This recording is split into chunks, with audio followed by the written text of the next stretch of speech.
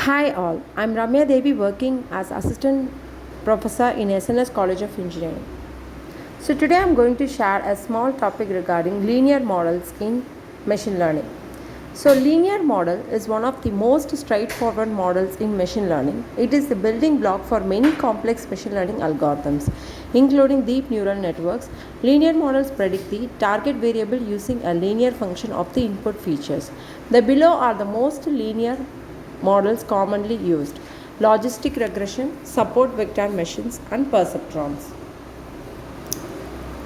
First, we will see the most popular supervised learning algorithms called support vector machine, which is used for classification algorithm as well as regression problems.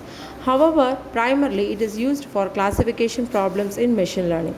The goal of the SVM algorithm is to create the best line or decision boundary that can segregate n-dimensional space into classes to put the new data point in the correct category. This best decision boundary is called a hyperplane. SVM chooses the extreme points vectors that help in creating the hyperplane. These extreme cases are called as support vectors, and hence algorithm is termed as support vector machine. Consider the below diagram in which there are two different categories that are classified using a decision boundary or hyperplane.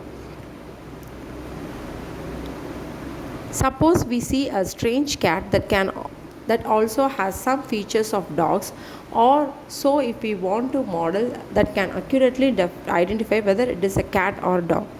So such a model can be created by using the SVM algorithm.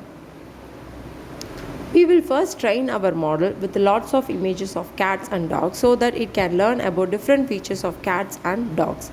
And then we test it with the strange creature.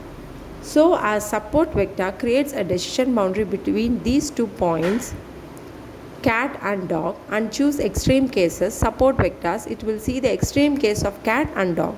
On the basis of support vectors, it will classify it as a cat. So SVM algorithm can be used for face detection, image classification, and text categorization. Dimensions of hyperplane. The dimensions of hyperplane depend on the features present in the dataset, which means there are 2 features. Then hyperplane will be a straight line. And if there are 3 features, then hyperplane will be a 2-dimensional plane. The hyperplane should have maximum margin, which means the maximum distance between the data points. The data points or vectors that are closest to the hyperplane and which affect the position of the hyperplane are termed as support vector. Since these vectors support the hyperplane, hence called a support vector.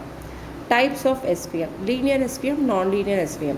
Linear SVM is used for linearly separable data, which means if a data set can be classified into 2 classes by using a single straight line, then such data is termed as linearly separable data, and the classifier used called as linear SVM classifier. Non-linear SVM. Non-linear SVM is used for non-linearly separated data, which means if a data set cannot be classified by using a straight line, then such data is termed as non-linear data, and classifier used is called as non-linear SVM classifier. Next is the linear SVM. The working of the SVM algorithm can be understood using so many examples. Suppose we have a data set that has 2 tags, likely green and blue, and the data set has 2 features, x1 and x2. We want a classifier that can classify the pair x1, x2 of coordinators in either green or blue. So as it is 2-dimensional space, so by just using a straight line we can easily separate these 2 classes.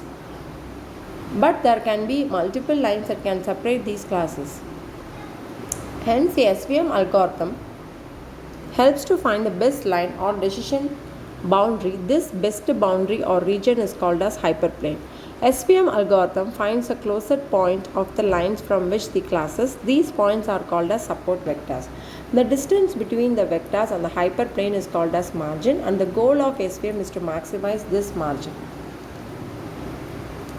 This hyperplane with maximum margin is called as optimal hyperplane.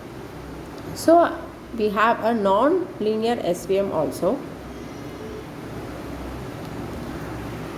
And this video will be continued with the history of deep learning and also the other methods used in the deep learning algorithms. Thank you.